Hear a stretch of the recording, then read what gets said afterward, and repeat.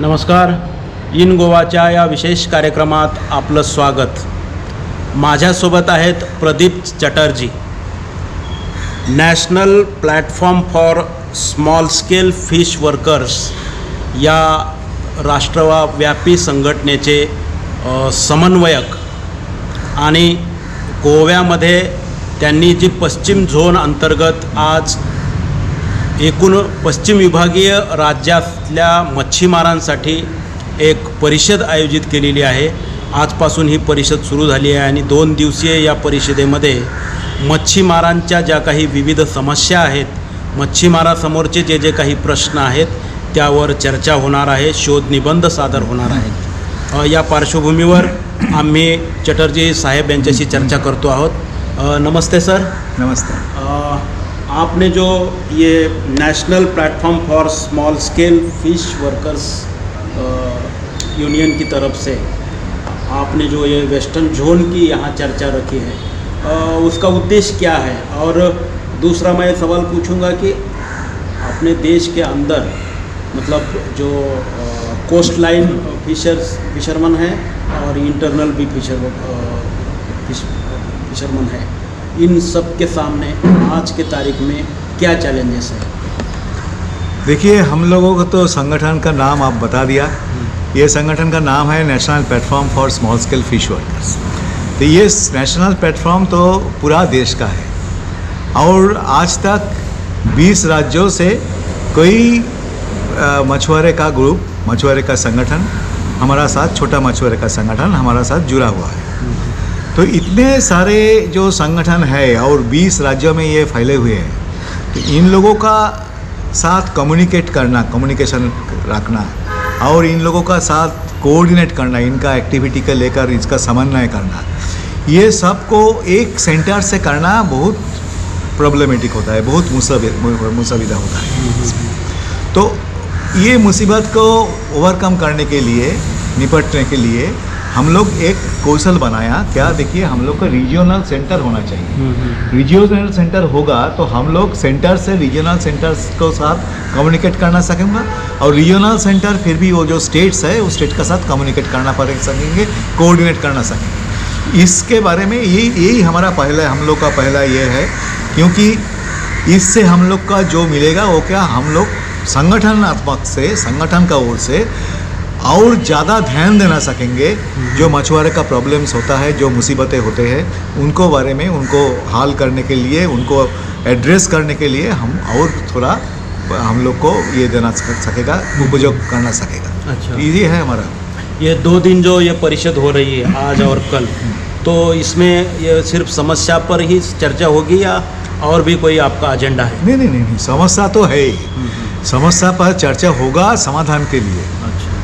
किस ढंग से समाधान हम लोग को चाहिए और किस ढंग से समाधान हम लोग करना के लिए कौन रास्ते पर हम लोग को हटना चाहिए, क्या क्या करना चाहिए, कौन सा ढंग का संगठन बनाना चाहिए, ये सब मुद्दे पर लेकर चर्चा करने के लिए ये हम 2 दिन का जो शिविर बनाया इधर ये चल रहा है.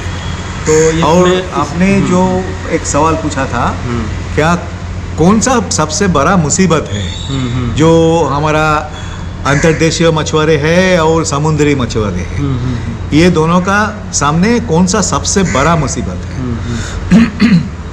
देखिए, ये दोनों का सामने सबसे बड़ा मुसीबत है, ये दोनों का ही सबसे बड़ा मुसीबत है. एक वो है ये लोग जो हमारा समुद्री मछुआरे है, जो हमारा अंतर्देशीय मछुआरे है, ये दोनों जो मछुआरे है, ये दोनों मछुआरे निर्भर करता है क्या, प्राकृतिक संस्थान के ऊपर. इसका मतलब है वो लोग निर्भर करता है जो जलाशय होता है, जो समुंदर होता है, नदियाँ होता है, झीलों होता है, जलाधार होता है, रिजर्वायर्स होता है, लेक्स होता है, इनके ऊपर उनका निर्भरता है. और इनका अंदर, ये जलाशय का अंदर जो मत्स्य संपद होता है, इनके ऊपर इसका निर्भरता होता है. सबसे बड़ा मुसीबत है ये, जो हमारा देश का मछुआरों को, हमारा देश का जलाशय का ऊपर कोई लीगल राइट, कानूनी कोई अधिकार नहीं है. ये है सबसे बड़ा मुसीबत. ये एक पहला बात है. और इसके साथ साथ ये जो अधिकार नहीं है तो कौन सा अधिकार हम लोग का चाहिए? हम लोग का जो छोटा मछुआरे है उन लोगों का अधिकार चाहिए कि ये जो सारे जो जलाशय है हमारा, समंदर, नदी, झील, ये रिजर्वर, जलाधार, क्या लेक, हाँ, जो सब है, तालाब सब है, इसमें मछली पकड़ने का और मछली पालने का अधिकार चाहिए। और पृथ्वी पर 71% पानी है और 29% ज़मीन है। इसके बावजूद भी आप राइट टू वाटर, पानी का अधिकार क्यों चाहते हैं? ये जो 71% पानी है इसमें 2-3 प्रॉब्लम है। देखिए, पहला प्रॉब्लम है सिर्फ मछुआरे तो इधर नहीं है। आप किनारे पर जाएंगे तो क्या देखेंगे? मछुआरे का थोड़ा गांव है लेकिन किनारे पे बड़ा टूरिज्म हो रहा है, बड़ा thermal power plant, nuclear power plant आ रहे हैं, बड़ा पोर्ट आ रहे हैं। जब नदियाँ में जाएंगे तब देखेंगे हमारा देश में 110 नदी का ऊपर 110 नेशनल वाटरवे डिक्लेयर किया, राष्ट्रीय जलपथ डिक्लेयर कर दिया। और क्या किया? हमारा जो नदियाँ हैं इससे पानी लेकर जो इरिगेशन चल रहा है, जो हमारा जो खेती खमार होता है उसके पानी लेते हैं, इंडस्ट्री में पानी डालते हैं, जो म्यूनिसिपैलिटीज़ है उनका भी पानी आते हैं, ये सब नदियाँ से आते हैं, बड़ा झीलों से आते हैं, हाँ, जो वेटलैंड्स है उधर से आते हैं। तो इसका मतलब क्या है? इसका मतलब ये है, क्या आप सिर्फ अकेला नहीं हो पानी पे, बहुत सारे आदमी हैं, बहुत सारे इंटरेस्ट हैं। और ये जो इंटरेस्ट है, ये इंटरेस्ट इतने बड़ा है, इंडस्ट्रीज इतना बड़ा है, जो नेविगेशन करता है जहाज, पोर्ट, वो इतना बड़ा है। ये छोटा मछुआरे जो टूरिज्म है, बड़ा टूरिज्म बनाते हैं, तो छोटा मछुआरे, इनके सामने छोटा मछुआरे का तो कोई यही नहीं, काउंटिंग ही भी नहीं होता है। तो इसीलिए इन लोग हट जाता है। इसीलिए हम लोग का अधिकार चाहिए। और तो एक सवाल करें, अधिकार का सवाल तब भी आते हैं जब हमारा जो स्वाभाविक काम है उसमें थोड़ा दबाव आता है। कैसा? पहले ये छोटा मछुआरे सिर्फ था पानी में और कोई नहीं था, तब अधिकार का सवाल नहीं था। अभी ये जो कॉम्पिटिंग इंटरेस्ट आ रहे हैं, बहुत सारे इंटरेस्ट, अलग अलग ढंग का इंटरेस्ट आते हैं, तब छोटा मछुआरे का लगता है क्या भाई, ये हमारा जो स्वाभाविक जो आजीविका था, आजीविका जो काम था स्वाभाविक, मछली पालने और मछली पकड़ना, उनमें असर पड़ता है, वो रिस्ट्रिक्टेड हो रहा है। उसीलिए ये लोग बोल रहे हैं क्या भाई हम लोग का अधिकार चाहिए। मतलब मछुआरे के ऊपर जो अतिक्रमण हो रहे हैं, सारे मच्छी मारों के ऊपर जो अतिक्रमण हो रहे हैं उसके खिलाफ इनकी लढाई है, क्योंकि पाणी उससे जलप्रपात प्रदूषित हो रहे हैं। आम्ही ही चर्चा पुढे नेणारच आहोत। वेळ झाली आहे अल्पशा विश्रांतीची, कुठेही जाऊ नका, पाहत रहा इन गोवा 24 तास। इन गोवाच्या या विशेष कार्यक्रमात आपलं पुन्हा एकदा स्वागत। माझ्यासोबत आहेत प्रदीप चटर्जी, राष्ट्रीय platform for small scale fish workers या राष्ट्रीय संस्थेचे समन्वयक, आणि आम्ही चर्चा करतो आहोत गोव्यातील आणि देशातील मच्छीमारांच्या समोर आज काय समस्या आहेत या विषयावर। सर, आपने अभी पूरे देश के सामने मतलब मछुआरों के सामने जो भी दिक्कतें हैं उनका जिक्र किया। गोवा जैसे छोटे राज्यों में बहुत सारे मछुआरे हैं, उनकी एक अलग समस्या यह है कि छोटा प्रदेश है और छोटी छोटी उनकी पानी की झीलें हैं, छोटी नदियां हैं, वो प्रदूषण का सामना कर रहे हैं और बहुत सारे अतिक्रमण का सामना कर रहे हैं। और आपने जो जिस टूरिज़्म का उल्लेख किया, वो तो गोवा तो ये टूरिज़्म स्टेट है, टूरिज़्म की वजह से जो उनके बिजनेस पे जो मर्यादा आ रही है उनका भी सामना कर रहे हैं। तो ऐसे गोवा जैसे छोटे स्टेट के मछुआरों ने ये सारे समस्याओं का सामना कैसे करना चाहिए? देखिए, एक सवाल हम लोग को समझना चाहिए। गोवा अभी अच्छा है, और गोवा में बहुत सारे टूरिस्ट आ रहे हैं। क्यों? क्योंकि गोवा का जो एनवायरनमेंट है, जो प्रकृति है, गोवा का जो नदियाँ हैं, गोवा का जो समुंदर का जो बीच है, वो बहुत अच्छा है, इसीलिए आते हैं। लेकिन देखिए, जब टूरिज़्म बहुत बढ़ जाएगा तब क्या होगा? तब ये जो बीच है ना, गोवा का जो बीच है, ये अभी देखिए इसमें बहुत प्रदूषण हो रहा है, तो ये बढ़ते चलेगा। इसका जो नदियाँ है उसमें बहुत सारे कचरा डालते हैं। हम लोग देखा, आज भी गए थे हम लोग मंडोवी में देखा। तो मांडवी में तो बहुत बड़े बड़े कैसीनो वहाँ, हाँ, कैसीनो आ बड़े गया, किए हुए हैं। हो गया। तो इसके बारे में क्या होगा? ये टूरिज़्म जितने आगे बढ़ेगा, ऐसा जो हाई एंडेड टूरिज़्म है, जहाँ पे ये निवेश बहुत ज़्यादा होता है, बिल्डिंग कंस्ट्रक्शंस बहुत ज़्यादा होता है, ये जो एक्टिविटी में प्रदूषण ज़्यादा होता है, वैसा एक्टिविटी ज़्यादा होते हैं, तब क्या होगा? ये गोवा का टूरिस्ट अट्रैक्शन कम हो जाएगा, कम होते जाएगा। तो गोवा का टूरिस्ट अट्रैक्शन का बजाय रखने के लिए गोवा का थोड़ा प्रिस्टीननेस बजाय रखना चाहिए, क्योंकि Goa must keep its pristineness.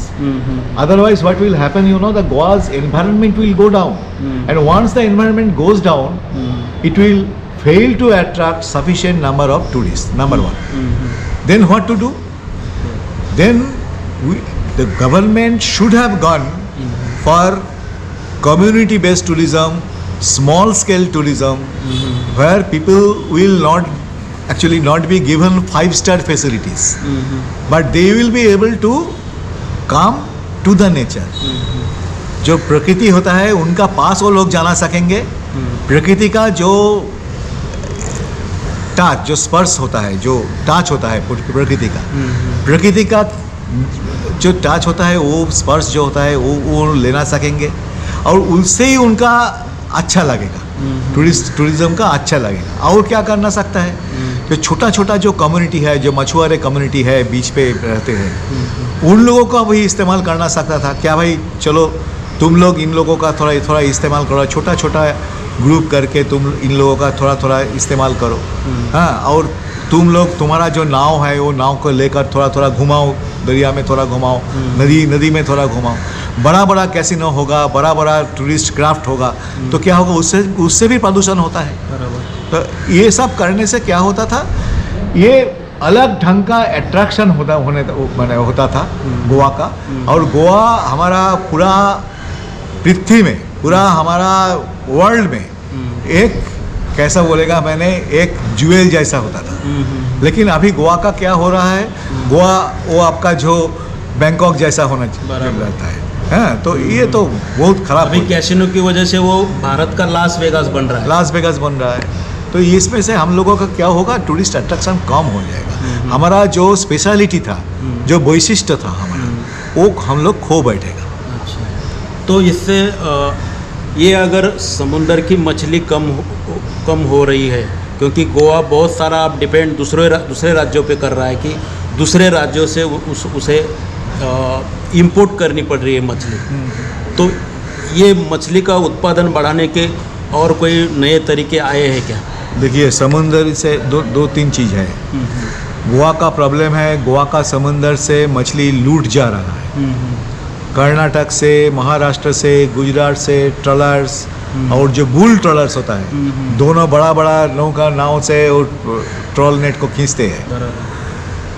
और जो पार्सिनर्स है, बड़ा पार्सिन्स है, वो आके इधर का जो मछली है वो लूट रहते हैं। और ऐसा भी नहीं, ये आपको जो मंडवी रिवर है, जुआरी रिवर है, जहाँ पे मैंग्रोव्स है, वो फिश नर्सरी है, ये जो नदियाँ हैं, ये नदिया का even inside the mouth of the river, वो नदिया का जो मोहना होता है, वो एस्चुअरी होता है, वो एस्चुअरी का अंदर आके ये पार्सिनर्स, ये जो ट्रॉलर्स, छोटा trawlers, purse seines, they are fishing here.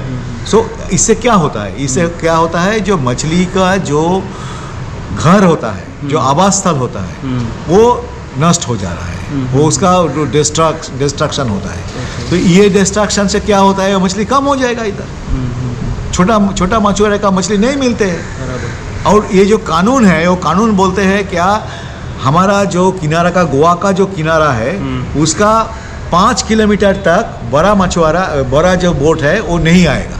लेकिन ये लोग आते हैं, घुसता है, छोटा मछुआरे चिल्लाते हैं, छोटा मछुआरे इसका खिलाफ आवाज़ उठाता है, कंप्लेन करता है, लेकिन कुछ नहीं होता है क्योंकि गवर्नमेंट का ऑफिसर जो है कोई सुनता हाँ वो सुनता नहीं, वो इन लोगों का ही सुनता, बड़ा लोग का ही सुनता। ये है एक बड़ा प्रॉब्लम है। हाँ ये इसका प्रॉब्लम गोवा जैसे छोटे स्टेट। और जो है जो आपका जो मछली को आगे बढ़ाने के लिए, मछली उत्पादन के आगे बढ़ाने के लिए आपका देखिए ये प्रदूषण का बंद करना है और ये जो मछली छोड़ना है, ये नदियाँ में आपको फिश स्टॉक का रिप्लेनिश करना है।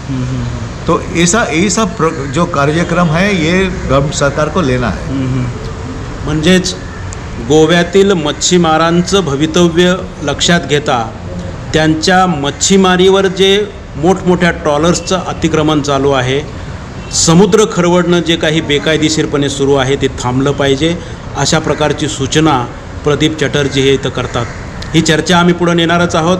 वेळ झाली आहे अल्पशा विश्रांतीची, कुठेही जाऊ नका, पाहत रहा इन गोवा 24 तास। इन गोवाच्या या विशेष कार्यक्रमात आपलं पुन्हा एकदा स्वागत।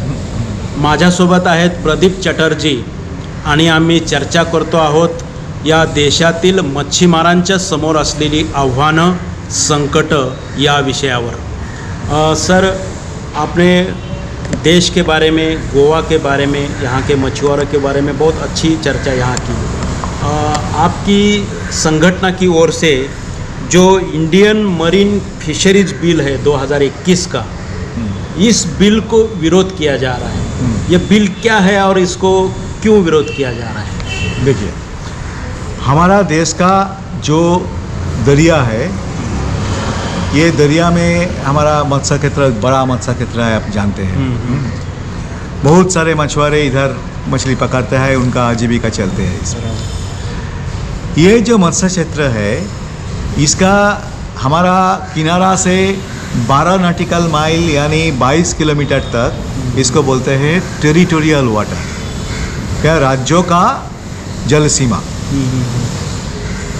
तो ये टेरिटोरियल वाटर का मतलब ये है कि इसमें जो किनारा का जो राज्य है वो राज्यों का कानून चलेगा, वो राज्यों का अधिकार चलेगा। ठीक है, एक नंबर बात।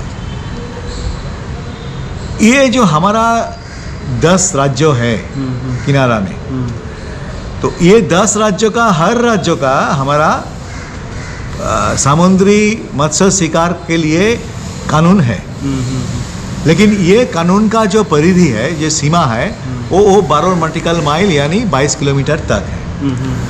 22 किलोमीटर का बाहर जो समुंदर जो है, जो मत्स्य क्षेत्र है समुंदर में, उसके लिए आज के दिन पर तक कोई कानून मछली शिकार के नहीं है। मछली शिकार के बारे में, मछली पकड़ने के बारे में कोई कानून नहीं है। लेकिन इसके मतलब है अभी जो मछली पकड़ना चल रहा है, क्या मछली शिकार चल रहा है 22 किलोमीटर या ना 12 नॉटिकल माइल का बाहर, वो सभी कानून बिना चल रहा है। अच्छा। बिना कानून चल रहा है।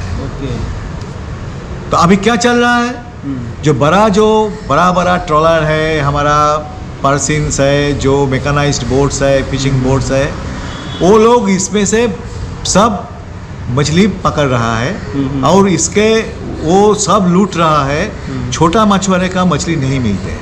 अच्छा। लेकिन उन लोगों का ऊपर कोई प्रबंध लगाने के लिए जो कानून चाहिए वो नहीं है, क्योंकि हम लोगों का 12 नॉटिकल माइल का बाहर के मत्स्य शिकार के लिए कोई कानून हमारा देश में नहीं है। तो ये क्या है, वो जिस लोगों का ताकत ज़्यादा होगा वो लूट लेंगे मछली।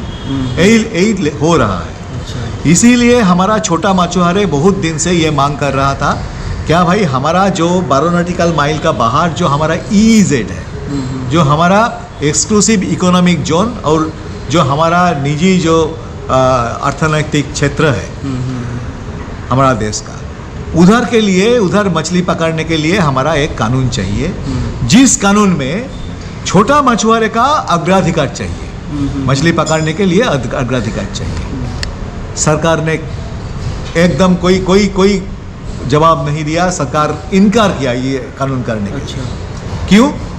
क्योंकि सरकार का साथ जो बड़ा मछुआरे है उनका एक गठबंधन है। अच्छा, वो लोग बहुत बड़ा पैसा वाला है, सरकार को वो पैसा डालता है, सरकारी पार्टी लोगों को सब पैसा दे है उनकी। हाँ, लॉबी है। वो लॉबी से उन लोगों का उसका पकड़ इतना है, सरकार कोई कुछ नहीं बोला। अभी क्या हुआ, लास्ट ईयर, पिछले साल, ये जो मानसून सेशन होता था, अभी जो मानसून सेशन चल रहा है अभी संसद का, वो मानसून सेशन का ठीक आगे पिछले साल सरकार ने एक ड्राफ्ट IAFB 2021 यानी एक खसरा बिल लाया, उसका नाम दिया क्या, इंडियन मेरीन फिशरीज बिल 2021 लाया। तो उसमें क्या है और वो क्यों लाया, ये सब जो हम बोल रहा है वो सरकार को साथ बातचीत का मुताबिक बोल रहा है। क्योंकि उन लोगों के साथ हम लोग का मीटिंग हुआ, उस मीटिंग में हम लोग ये पूछा कि अभी ये क्यों लाया आप लोग अचानक, हम लोग इतने दिन से बोल रहे थे। वो लोग बोला क्या, देखिए आप लोग तो जानते हैं 12 नॉटिकल माइल का बाहर कोई कानून नहीं है मछली पकड़ने के लिए, और WTO ने बोल रहा है जो इलीगल, अनरिपोर्टेड एंड अनरेगुलेटेड जो ये होगा, वो मछली पकड़ना होगा, उसको वो बंद कर देगा पूरा। इसका IUU बोलता है, illegal, unregulated and unreported fishing. तो अभी कानून चाहिए, तो फिर भी कानून डाल दिया। लेकिन इस कानून में भी क्या किया उन लोग, जैसे कि कानून नहीं करके वो बड़ा लोगों का मदद कर रहे थे, वैसा ही अभी ये कानून डाल के वो बड़ा लोग का, बड़ा जो मछुआरे हैं उन लोगों का मदद करना चालू किया। तो देखिए कैसे किया, 4-5 पॉइंट है। पहला पॉइंट, वो छोटा मछुआरे का जो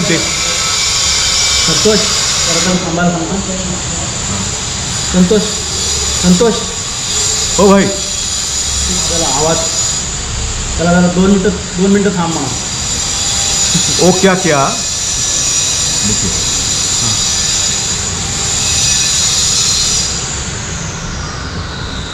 5 पॉइंट मैं बोलूँगा क्यों हम लोग विरोध कर रहे हैं इसमें। पहले वो क्या किया, वो छोटा मछुआरे का जो डेफिनेशन, जो क्या बोलता है आपका, परिभाषा, व्याख्या वो बदल दिया। अच्छा, वो क्या बोला, वो बोला क्या, जो लोग कॉरपोरेट नहीं होगा, क्या कंपनी नहीं होगा, ऐसा सब जितने सारे मछुआरे हैं सब छोटा मछुआरे हैं। छोटा मछुआरे का डेफिनेशन तो देखिए, जो ट्रॉलर है वो तो कंपनी नहीं है, वो निजी है। हाँ, वो तो निजी है और निजी क्षेत्र है। जो पर्सन है वो भी तो कॉरपोरेट नहीं है, लेकिन वो बहुत बड़ा है। कोई संस्था में छोटा मछुआरे का योगदान का कोई संस्थान नहीं है। इसीलिए हम लोग बोलते हैं, क्या हम लोग ये जो एक्ट बनाया ये छोटा मछुआरे का खिलाफ है, और हम लोग भी इसीलिए इसका खिलाफ है, ये एक्ट का खिलाफ है, विरोध कर रहा हूँ। म्हणजेच या देशातील मच्छीमारांचं संरक्षण करण्याऐवजी त्या मच्छीमारांना आणखी अडचणीत टाकणं असाच या केंद्रीय विधेयकाचा अर्थ आहे, असं प्रदीप चटर्जी यांचं म्हणणं आहे। या कायद्यामुळं मच्छीमारांचं खरं तर नुकसानच अधिक होणार आहे आणि या नुकसानीतून त्यांच्यापुढं अनेक समस्यांचा पाढा वाचला जाणार आहे। त्यामुळं या विधेयकाला आम्ही विरोध करतो आहोत, असं प्रदीप चटर्जी यांचं म्हणणं आहे। ही चर्चा आम्ही आमच्या दर्शकासाठी इथंच थांबवतो आहोत। यानंतरही आम्ही नवे नवे विषय घेऊन पुन्हा आपल्या दर्शकासमोर येणारच आहोत। धन्यवाद।